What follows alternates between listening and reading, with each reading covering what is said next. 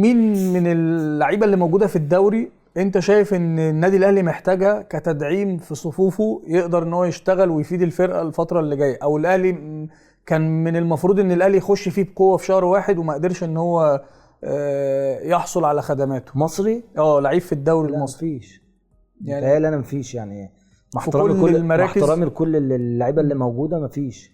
يعني انا شايف انت النادي الاهلي محتاج باك ليفت، مفيش باك ليفت. مين؟ محمد حمدي في بيراميدز و برضه مش يعني ممكن يعني انت فاهم.